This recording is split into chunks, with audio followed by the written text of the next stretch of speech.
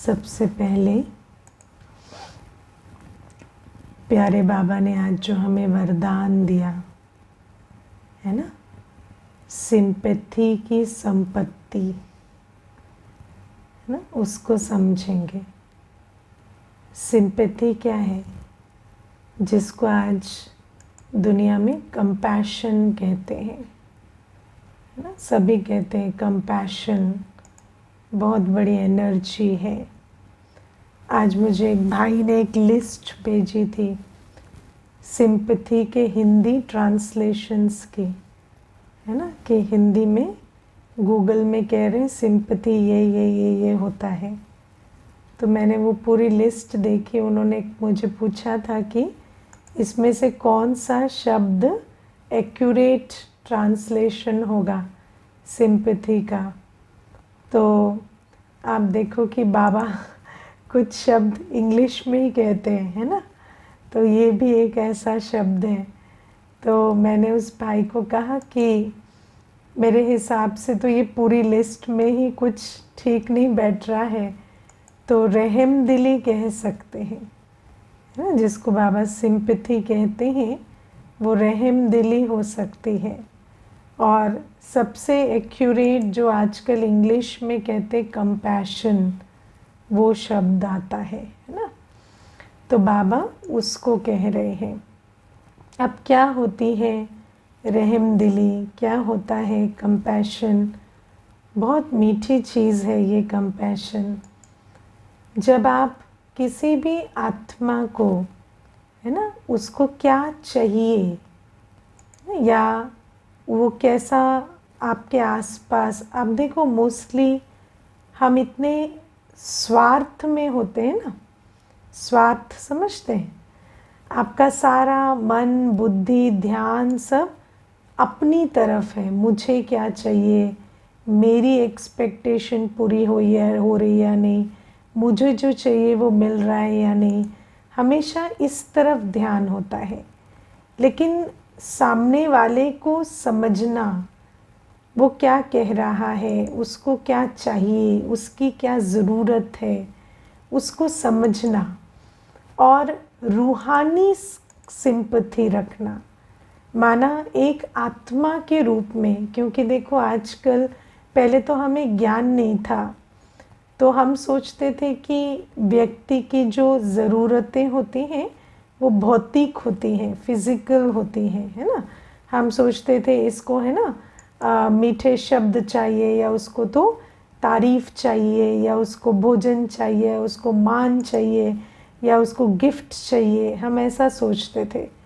लेकिन अब हमें जैसे जैसे ज्ञान मिला है तो हमें समझ आ गया है कि आत्मा खुद भी जान नहीं पाती है, लेकिन वास्तव में आत्मा को क्या चाहिए, जो बाबा दे रहा है ना। आत्मा को ज्ञान चाहिए, रूहानी स्नेह चाहिए, स्वमान में स्थित होने वाले बोल चाहिए, आत्मा को रिमाइंडर चाहिए कि तुम कितने पावरफुल हो, तुम कितने पवित्र हो। तो आत्मा को रूहानी स्नेह चाहिए, आत्मा को स्वमान चाहिए, आत्मा को ज्ञान के आधार से आत्मिक दृष्टि चाहिए। तो ये आत्मा को चाहिए होता है। तो बाबा हमें कहते हैं कि जब भी आपके आसपास कोई भी है तो वो रूहानी स्नेह कि ये एक आत्मा है। आप कभी इस चीज़ को नोटिस करते हैं कि कई तो जो आपके आसपास होते हैं उनको आप कंसिडर भी नहीं करते ये आपके पास हैं, आपके आसपास हैं। कभी उनके संकल्प क्या चल रहे हैं या उनकी क्या भावना है, कई बार तो वो संकल्प तक भी नहीं जाता।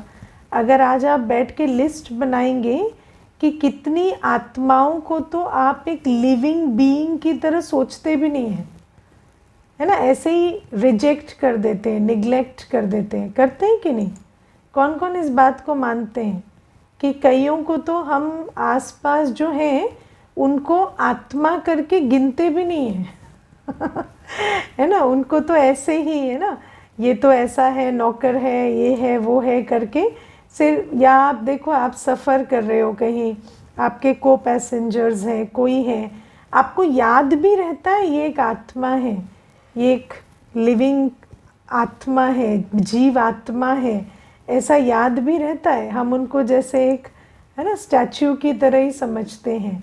तो उतनी एक थॉट भी जाना कि ये भी एक आत्मा है, वो भी एक एक्ट ऑफ कंपैशन है। अगर आप रियली देखें तो आजकल मेजॉरिटी तो हमारा ध्यान इतना भी नहीं जाता कि ये सामने वाला एक जीव आत्मा है, एक प्राणी है ना। हम तो उसको है ना, हर आत्मा के प्रति हमें रिगार्ड होना चाहिए। आप देखो लोग जब उतरते हैं, चढ़ते हैं ट्रैफिक में, कोई पब्लिक ट्रांसपोर्ट में, तो किस प्रकार से एक दूसरे को धक्का मार देते हैं, कुछ भी करते हैं।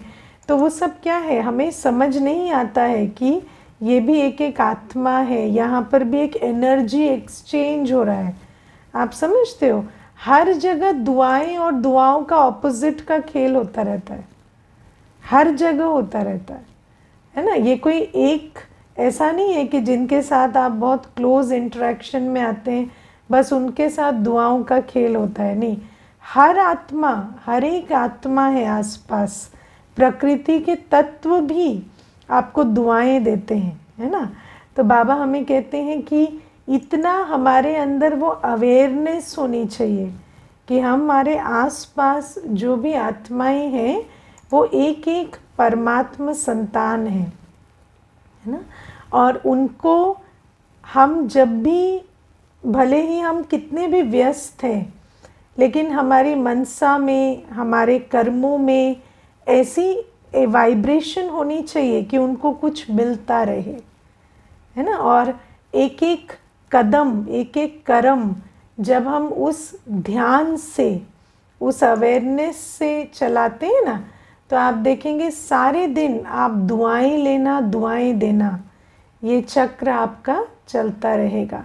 बहुत छोटे छोटे कर्म आपको दुआओं का पात्र बना देते हैं। मैं आपको एक बहुत अच्छा अनुभव सुनाती हूँ। मैंने एक बाबा के बच्चे जो अनुभव लिखे हैं अपने बाबा के साथ, उसमें एक किताब में पढ़ रही थी। एक माता ने बहुत सुंदर अनुभव लिखा कि जब वो ईश्वरीय ज्ञान में आई और पहली बार मधुबन आई, बाबा से मिली, तो जब वो भोजन, ब्रह्मा भोजन किया उसने यज्ञ में, और उसके बाद जब वो हाथ धोने गई तो उसके अंदर संकल्प चला कि मैं रुमाल नहीं लाई हूँ, है ना। और उसने वो रुमाल नहीं लाई हूँ संकल्प चला, तो उसने इधर उधर देखा तो कोई टॉवल उसको नज़र नहीं आया। तो उसने सोचा अभी मैं ऐसे कहाँ हाथ पोंछूं, है ना। तो ऐसे ही उसका संकल्प चल रहा था। तो जब वो पीछे मुड़कर उसने देखा तो प्यारे बाबा, ब्रह्मा बाबा टॉवल लेके खड़े थे, है ना। तो आप सोचो कि उस माता ने वो अनुभव बाबा के साथ बिताए अनमोल पलों में गिना है, और उसने वो व्यक्त किया कि बाबा को मेरी वो मन की उलझन समझ में आई कि मुझे टॉवल चाहिए और मेरे पास रुमाल नहीं है, तो बाबा ने वो टॉवल मुझे दिया। अब आप विचार करो कितनी छोटी सी बात है, लेकिन एक आत्मा के लिए ये एक अविस्मरणीय, है ना, अनफॉरगेटेबल एक्सपीरियंस बन जाता है। तो बाबा हमें कहते हैं कि बहुत छोटे छोटे कर्म, बहुत छोटे छोटे आपके जो एक्शंस होते हैं वो आपको बहुत दुआओं का और स्नेह के बंधन में बांधने का पात्र बना देते हैं। लेकिन ये इतने छोटे छोटे कर्म होते कैसे? आप सोचो, इतना बड़ा ब्रह्मा बाबा, इतना बड़ा यज्ञ, और बाबा को कैसे समझ में आया कि इस आत्मा को टॉवल चाहिए?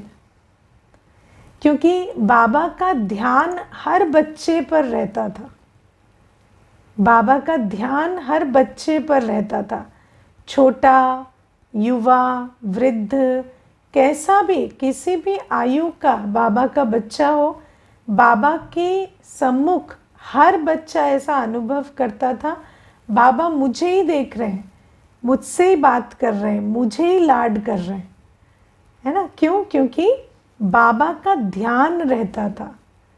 आप देखो, जानकी दादी जी अपने अनुभव में हमेशा बताती हैं कि हम लोगों को ईश्वरीय प्यार, ईश्वरीय पालना का बहुत अनुभव होता था, हमेशा होता था। क्यों? क्योंकि बाबा का ध्यान हम पर रहता था।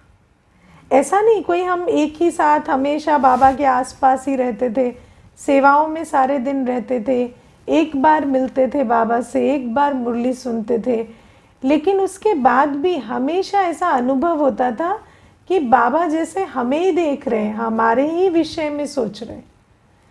तो ये जो ध्यान है, इससे हमारी पालना हुई। तो आप कंपैशन समझते हो, लेकिन फिर ये भी है कि ये रूहानी सिंपथी होनी चाहिए। रूहानी सिंपथी अर्थात आज बाबा ने बहुत अच्छे से कहा, हमारा ये ईश्वरीय परिवार है, उस आधार से, है ना। बाबा ने आज क्या कहा? बाबा ने कहा आपकी सिंपथी ईश्वरीय परिवार के नाते से है। अगर आप देखो, यही जो सिंपथी है, ये जब मोहवश होती है तो उल्टा कर्म करती है। देखा है ना, जब ये सिंपथी मोहवश होती है तो उसी से बच्चे बिगड़ जाते हैं। बिगड़ते हैं कि नहीं? हमेशा माता पिता, बच्चे क्या कहते हैं, तो पीछे ही पड़े रहते हैं, हमेशा मेरी निगरानी करते रहते हैं, है ना, मेरे ऊपर स्पाई करते हैं। बच्चे आजकल ऐसे शब्द कहते हैं, लेकिन हमें ऐसा कभी अनुभव नहीं होता। क्यों? क्योंकि ये जो मोहवश सिंपथी होती है, मोहवश जो हम ध्यान रखते हैं एक दूसरे का, उसमें एक बंधन का अनुभव होता है। ऐसा अनुभव होता है कि सामने वाली आत्मा कोई हम पर बेड़ियाँ डाल रही है, कोई बंधन बांध रही है। लेकिन बाबा का जैसा प्यार है ना, कि बाबा के प्यार में क्या अनुभव होता है कि जैसे बाबा हमें शक्ति भी भर रहे हैं, प्रेरणा भी दे रहे हैं, हमारी उन्नति के लिए हमें अपलिफ्ट भी कर रहे हैं, हमारे में उमंग भी भर रहे हैं, लेकिन बाबा बिल्कुल न्यारे भी हैं, है ना। आपको कभी मुरली सुन के ऐसा लगता है अगर मैंने आज ये नहीं किया तो बाबा को दुख होगा? ऐसा कभी नहीं लगता। लगता है कि बाबा तो न्यारे हैं, लेकिन बाबा जो भी कह रहे हैं वो मेरे लिए कह रहे हैं, मेरी उन्नति के लिए कह रहे हैं। क्यों? क्योंकि बाबा का प्यार ऐसा है, बाबा का प्यार रूहानी प्यार है। रूहानी प्यार में बहुत केयर होता है, लेकिन उतना ही डिटैचमेंट भी होता है। बहुत उम्मीद होती है, लेकिन कभी अपेक्षा नहीं होती। कभी ऐसा नहीं होता कि उम्मीद पूरी नहीं हो तो दुख हो जाए। तो बाबा कहते हैं ऐसे ही कि जो जैसा प्यार मैं तुम्हें करता हूँ ना, इस सिंपथी के आधार से, इस प्रकार का ध्यान तुम्हें आसपास अपने भाई बहनों का भी रखना है, ईश्वरीय परिवार के नाते, है ना, कि हर बच्चे को ऐसा लगे कि मैं वैल्यूड हूँ, वांटेड हूँ, मेरा ध्यान रखा जाता है, मुझ पर अटेंशन दिया जाता है। लेकिन हर बच्चे को अपनी जिम्मेवारी का अनुभव हो, हर बच्चे को ये समझ आए कि ये सारा ध्यान किस लिए दिया जा रहा है, क्योंकि बाबा चाहते हैं कि हम अपनी उन्नति करें, हम मनुष्य से देवता बने, पावन बने। तो जितनी अपने अंदर मीठी धारणा होगी ना, उतना उनको भी उस धारणा का स्वरूप बना सकेंगे। समझ आया? तो बाबा हमें कहते हैं इस प्रकार का कि रूहानी सिंपथी तुम्हें सबको देनी है। इतना सहारा भी देना है, इतना साथ भी देना है, स्नेह भी देना है, ध्यान भी देना है, लेकिन लक्ष्य को याद करना है कि जो बाबा का लक्ष्य है वही हमारा लक्ष्य है। क्या लक्ष्य है बाबा का? कि बच्चा योगी बने, पवित्र बने। तो हमारा भी लक्ष्य क्या है?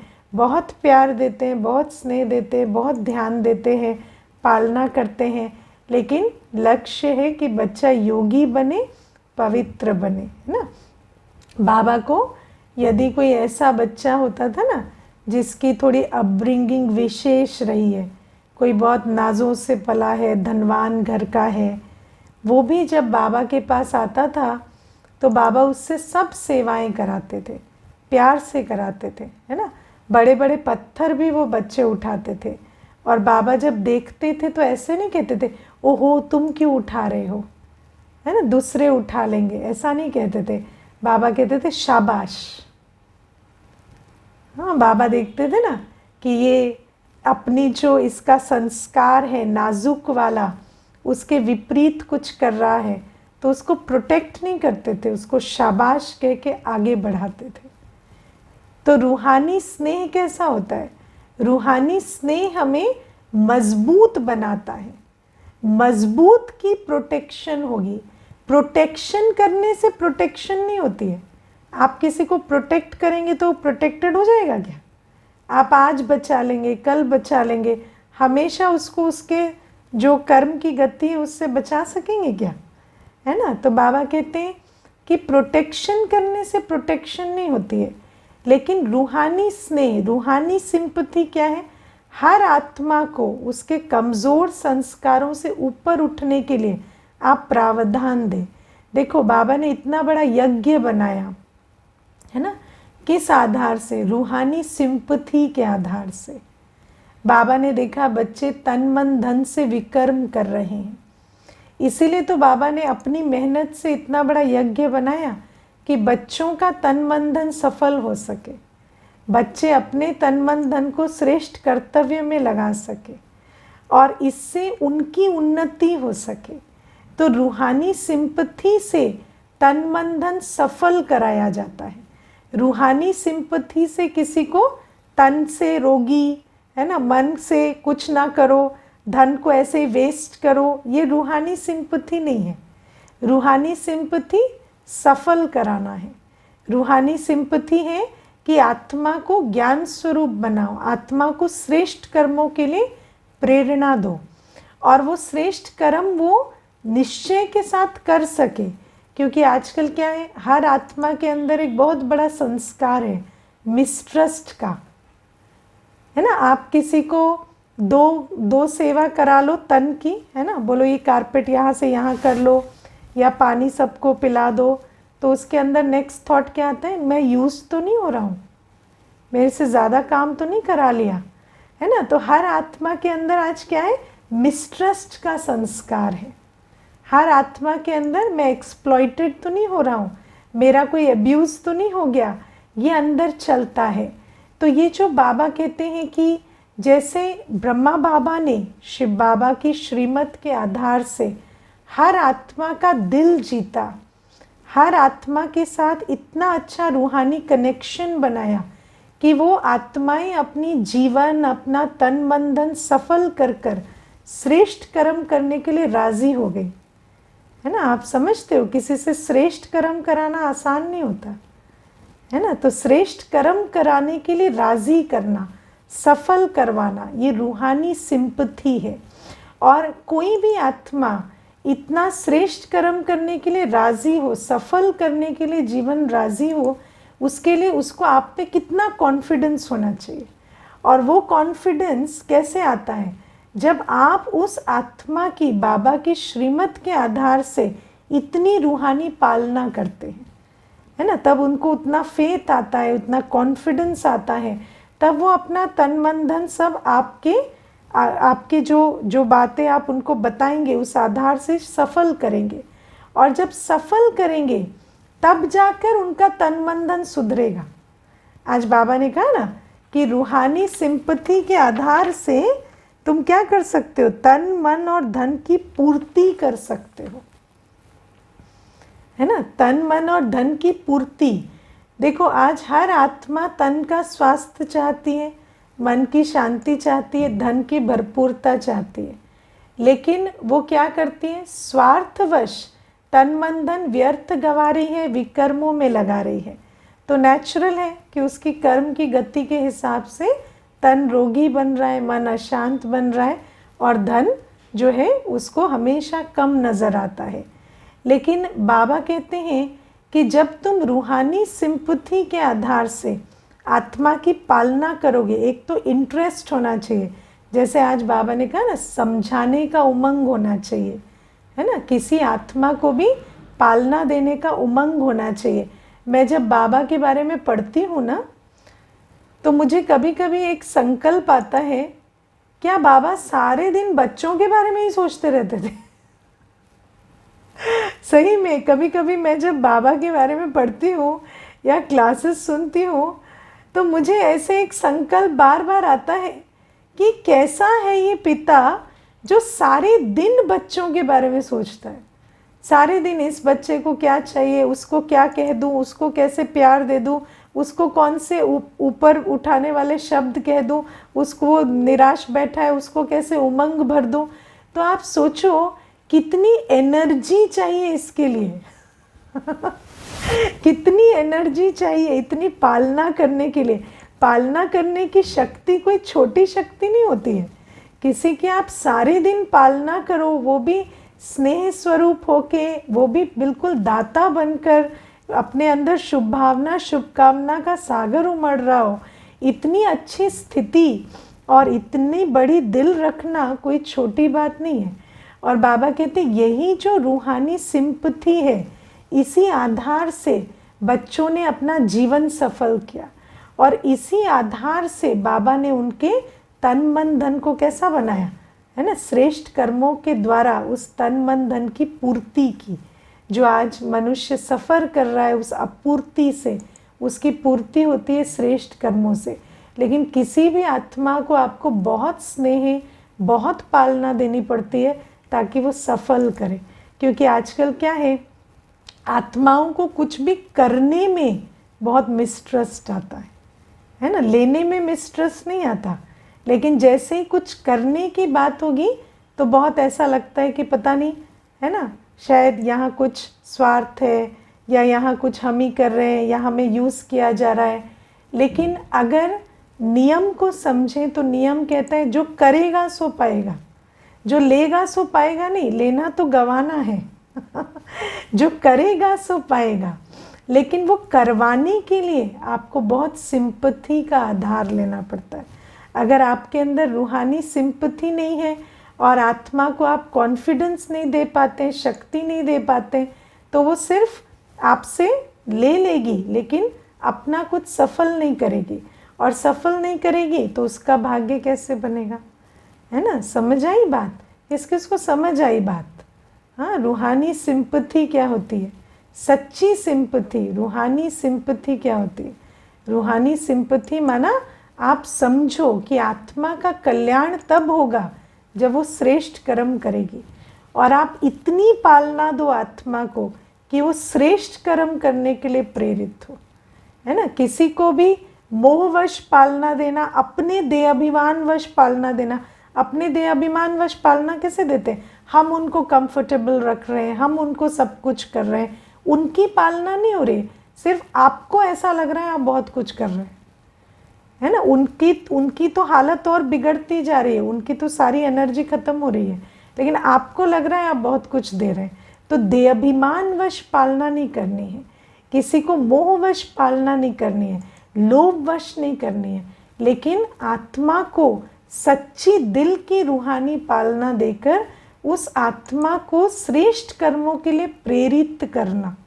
आप कभी विचार करते हो, इतना बड़ा यज्ञ है और इस यज्ञ में प्यारे बाबा ने, मम्मा ने, हमारी दादियों ने कितनों के जीवन सफल कराए, है ना। सोचते हो, विदेश की बहनें जो, जिनका कल्चर अलग, भोजन अलग, लाइफस्टाइल अलग, उन्होंने बाबा के यज्ञ में अपना पूरा पूरा जीवन समर्पित किया।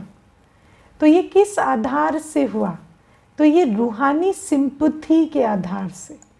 ये जो रूहानी सिंपथी होती है ना, कि ये जो आत्मा है इसकी मैं इतनी पालना करूं, इतना इसको अपनी ताकत से सींचूं कि इसके अंदर भी ताकत आए, स्वमान आए कि मैं ईश्वर की बनूं।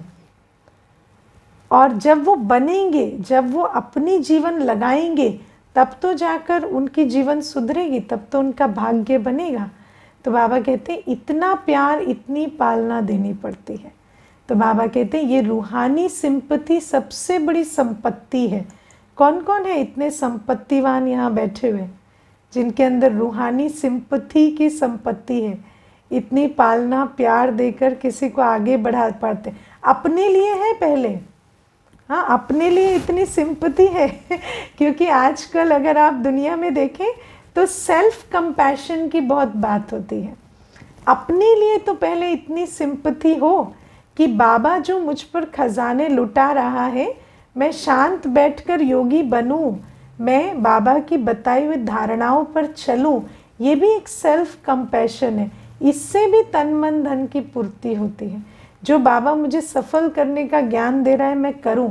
फिर बाबा कहते हैं जब तुम सचमुच समझते हो कि मेरी उन्नति ऐसे होती है तो अन्यों की भी ऐसे ही होती है, और उस शुभ भावना के साथ, उस अंदर की अनुभव की शक्ति के साथ जब तुम दूसरे की भी पालना कर कर उसकी जीवन भी सफल कराते हो, तो फिर उसके अंदर भी तन मन धन की ताकत भरती जाती है। ठीक है, तो अच्छे से समझ कर हर चीज़ चलो। आज प्यारे बाबा हमें कहते हैं कि साहस और सफलता, है ना, साहस और सफलता का कनेक्शन है। आप देखो बाबा ने हम बच्चों को बताया है कि तुम परमात्मा संतान हो, सफलता तुम्हारा जन्म सिद्ध अधिकार है। बाबा ने हमें वरदान दिए कि नहीं, सफलता तुम्हारा जन्म सिद्ध अधिकार है ना। किस किस को पता है ये मेरा वरदान है, ये बाबा ने मुझे कहा है ना। अच्छा, अब बाबा ने हमें ये वरदान क्यों दिया है? क्योंकि हम आत्मा, क्योंकि बाबा के बच्चे हैं, तो सफलता तो हमारा जन्म सिद्ध अधिकार है, मेरा जन्म सिद्ध अधिकार है सफलता। लेकिन जब भी मैं कोई कर्म करती हूँ तो क्योंकि मेरे अंदर विकर्मों का बहुत बोझ है और मेरे संस्कार कमज़ोर हैं, तो मैं अपने कर्म करते हुए ही अंदर डाउट लाती हूँ, सेल्फ डाउट लाती हूँ, सफलता पर डाउट लाती हूँ, है ना। मैं ये सोचती हूँ पता नहीं मुझे ये सहयोग देगा या नहीं, वो सहयोग देगा या नहीं, या प्रकृति पर डाउट लाती हूँ। और ये जो सारी चीज़ें हमारे अंदर आती हैं ना, उसी कारण से वो जो ईश्वर का बनने के बाद भी जो जन्म सिद्ध अधिकार है वो हमें मिल नहीं पाता। वरना ऐसी कोई वजह ही नहीं है कि हम बाबा के बच्चों को हर कार्य में सफलता ना मिले। हम कहाँ बैठे हैं? हम बैठे कल्प वृक्ष की जड़ों में। कहाँ बैठे हम? अपना फोटोग्राफ याद है? कल्प वृक्ष के चित्र में कहाँ बैठे आप? कल्प वृक्ष की जड़ों में। कल्प वृक्ष की जड़ों में बैठना मतलब आप संकल्प सिद्धि के युग में बैठे। एक भी ब्राह्मण बच्चे का ऐसा संकल्प नहीं हो सकता जो सिद्ध ना हो, लेकिन वो जो संकल्प सिद्धि का हमें वरदान मिला हुआ है, संगम युगी जीवन माना संकल्प सिद्धि का वरदान मिला हुआ है। लेकिन उस वरदान के हम पात्र क्यों नहीं बन पाते? क्योंकि हम अपने जो संस्कार हैं, अपने जो अंदर की नॉइज़ है ना, कमज़ोर संकल्पों का शोर, उस पर हम विजय नहीं पा पाते। तो जब बाबा साहस कहते हैं तो साहस मतलब बाबा के वरदानों का हाथ पकड़कर, बाबा के महावाक्यों को याद कर कर अपने वो जो अंदर के संस्कार हैं और अंदर के कमज़ोर संकल्पों का आवाज़ है ना, उसको पार करना। समझ आया? और जब आपके अंदर, आप हमेशा याद करो, जब भी कोई बात आती है जिसमें आपको लगता है कि यहाँ पर प्रॉब्लम आएगी, तो आप कहो सफलता मेरा जन्म सिद्ध अधिकार है। कोई भी बात मेरे बाप से बड़ी नहीं है। बात आई है तो चली जाएगी, पार हो जाएगी। बाप बैठा है ना, ये अपने आप को संकल्प दो। और साहस माना जब हम कमज़ोर संकल्पों की छलांग लगाकर, है ना, शक्तिशाली संकल्पों के द्वारा छलांग लगाकर कमज़ोर संकल्पों को, कमज़ोर फीलिंग्स को पार कर लेते हैं, तब जाकर हमें सफलता मिलती है। ये साहस दिखाएंगे। सबसे बड़ा साहस क्या होता है? हाँ, baba is right, I am not right. अंदर जो चल रहा है, हमें क्या लगता है? हम अनुभवी हैं, हमें पता है, पहले भी हुआ था। तो वो जो अपने अंदर का जो अहम है, जो आई है ना, वो सर उठाता है, उसको नीचे रख के बाबा को ऊपर रखना कि जब बाबा ने कहा है तो क्यों नहीं होगा, है ना। मानो आपको 12 बज गए, 1 बज गए, और आपको जब आप अलार्म सेट करने जा रहे हैं, आपको क्या संकल्प आ रहा है? अब तो कल नींद नहीं खुलेगी, है ना। तो आपको उसको पार करना है। कैसे पार करेंगे? कैसे नहीं खुलेगी नींद? जब मेरा बाबा उठ के बैठ जाएगा तो बच्चे को तो उठने की ताकत वैसे ही मिल जाएगी। तो मेरे उठने का समय ही 4 बजे है। तो जो मेरी बॉडी क्लॉक है, जो मेरी स्पिरिचुअल क्लॉक है, उसके आगे कोई भी बड़ी बात नहीं आ सकती। और इस संकल्प को पार कर लेंगे तो आपको सफलता मिलेगी। और मैं आपको ये भी बता दूं, सफलता के अपने आइडिया को चेंज करें। भौतिक सफलता कोई सफलता नहीं होती है। आज ये मिला, धन मिला, नौकरी मिली, लॉटरी लगी, है ना, वो मिली, लगी, लेकिन कल फिर बदल सकती है, कोई बड़ी बात नहीं है। लेकिन सफलता माना जो बाबा ने मुझे श्रीमत दी है, उसको मैं एक्यूरेट पालन कर सकूं। क्योंकि जब आप इसमें सफल होंगे ना, तो 21 जन्म के आपके भाग्य की गारंटी हो जाती है ना। तो अपनी सफलता के आइडिया को भी बदलें, क्योंकि जिस विनाशी सफलता के पीछे आप भाग रहे हैं, वो विनाशी सफलता तो ड्रामा अनुसार परिवर्तन हो जाएगी। लेकिन जो सच्ची चीज़, जो चीज़ शक्तिशाली है, जो आपको अंतमते सोगति दिलाएगी, वो ये ईश्वरीय धारणाएं हैं। इन धारणाओं में सफलता पाना है हमें। अपने अमृत वेला सक्सेसफुल बनाना है, अपनी प्योरिटी को सक्सेसफुल बनाना है। आज बाबा ने क्या कहा? बहुत बड़ा इम्तहान है। तुम्हें ऐसी अवस्था बनानी है कि तुम निरंतर योगी रहो, निरंतर योगी। क्योंकि 1 सेकंड का भी अगर ब्रेक लिया और उसी समय अंतमते सोगति हो गई तो, है ना। तो बाबा कहते हैं इसीलिए समझो कि हम बहुत बड़े इम्तहान के लिए तैयार हो रहे हैं। ये छोटी छोटी बातें कुछ भी नहीं है।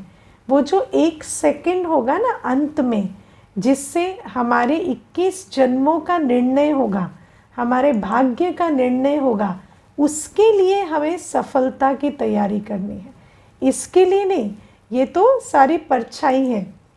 आज ठीक है, कल बिगड़ेगी, परसों ठीक रहेगी, लेकिन इस सब के बीच मेरी धारणाएं, मेरी योगी अवस्था, मेरी दिनचर्या इतनी मजबूत रहे कि अंतिम घड़ी में मैं इन धारणाओं के बल से अंतमते सोगति को प्राप्त कर सकूं। 21 जन्म मेरे स्वर्ग, है ना, सतयुग त्रेता युग मेरा राजाई जन्म हो, उसको मैं निश्चित कर सकूं। इस बात को भी हमें बुद्धि में बिठाना है।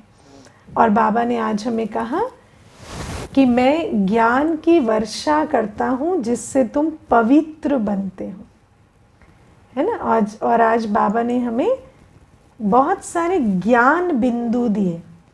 अब एक चीज़ जो हमें समझनी है कि ज्ञान का कनेक्शन किससे? प्योरिटी से। बाबा हमें जो भी सिखा रहे हैं उसका लक्ष्य क्या है? हम पवित्र बने, है ना। और बाबा कहते हैं कि उस पवित्रता के लक्ष्य के लिए मैं तुम्हें जो ज्ञान दे रहा हूँ, उसमें आज बाबा ने हमें क्या क्या बातें बताई? बाबा ने बताया कि अन्न की गति को समझो, अन्न से जो कर्म होता है ना। बाबा ने कहा खराब चीज़ खरीदनी भी नहीं है, बनानी भी नहीं है और खानी भी नहीं है ना। जो भी चीज़ें आप देवताओं को भोग में नहीं चढ़ाते, वो आपको ना खरीदनी है, ना खानी है, ना बनानी है। ये बाबा ने हमें ज्ञान दिया कि अन्न से कितनी कर्म की गुह्य गति बनती है, अन्न से मन की स्थिति बनती है, मन से कर्म होते हैं। इसीलिए बाबा ने कहा ये अटेंशन देना है। और ये ज्ञान वर्षा, जितना जितना हम इन ज्ञान बिंदुओं को धारण करेंगे उतना हमारी पवित्रता इंश्योर होती जाएगी। दूसरा बाबा ने कहा संग की संभाल करनी है। लौकिक में जब जाते हैं तो भले ही बैठे हैं लौकिक परिवार में, लेकिन याद रखना है मैं ब्राह्मण हूँ, ये ब्राह्मण नहीं है, है ना। इसीलिए उनके बीच भी न्यारा और प्यारा रहना है। जानना है कि भले ही हम एक, है ना, एक घर में पले, एक माता के बच्चे हैं, सब कुछ ठीक है, लेकिन उसके बाद भी मेरा और इनका लक्ष्य अलग है। आज मैं ब्राह्मण हूँ, मुझे जीवन मुक्ति पानी है और इनके संग के रंग में नहीं आना, इनको अपना रंग लगाना है। तो बाबा कहते ये बड़ा ध्यान रखना है। और बाबा ने कहा हमेशा स्वदर्शन चक्र फिराते रहो, है ना, घर को याद करते रहो। ये भी बाबा ने एक श्रीमत दी। और बाबा ने आज क्या कहा, निरंतर याद का टारगेट रखो, है ना। बाबा की याद एक सेकंड भी ना भूले, इतना अटेंशन रखो। चार्ट ऐसे बनाओ कि धीरे धीरे निरंतर याद हो जाए। और एक बात जो बाबा ने कही, सिर्फ ज्ञान नहीं, जो करना है वो तो करना है, लेकिन दूसरी बात है वैराग भी रखना है ना। वैराग रखना माना लिपायमान नहीं होना, है ना। आपके सामने कोई बहुत आकर्षक दृश्य आई, हाँ, पार्टी में गए, बहुत खुशी के माहौल में गए, सब एंजॉय कर रहे हैं, वहाँ भी कैसे रहे, न्यारे और प्यारे। और बहुत भयानक दृश्य आई, दुख की सीन आई, लॉस की सीन आई, है ना, कोई बात हो गई, उसमें भी न्यारे और प्यारे। तो बाबा कहते हैं वैराग पर भी अटेंशन रखना है। और उसके लिए बाबा ने हमें एक बहुत अच्छी युक्ति बताई, कभी मत भूलो ये पुरानी दुनिया है ना। और इंग्लिश में एक बहुत अच्छी बात कहते हैं, दिस टू शैल पास, जो भी इस घड़ी है वो बीत जाएगा। तो अगर बहुत सब नाच गा रहे हैं, खुशी मना रहे हैं, वो भी बीतने वाला है, तो उसमें लिपायमान नहीं होना है। अगर कोई बहुत भयानक सीन भी आई है, वो भी अगले सेकंड चेंज हो जाएगी, तो उसमें भी लिपायमान नहीं होना है। मुझे सिर्फ दोनों को पार करना है, बाबा की याद की एक रस अवस्था में, ठीक है। तो ये ज्ञान बिंदु बाबा ने दिए, और इनको जब हम अपने जीवन में धारण करेंगे तो पवित्र बनेंगे, और पवित्र बनेंगे तो पवित्र दुनिया के मालिक बनेंगे। ओके, ओम शांति।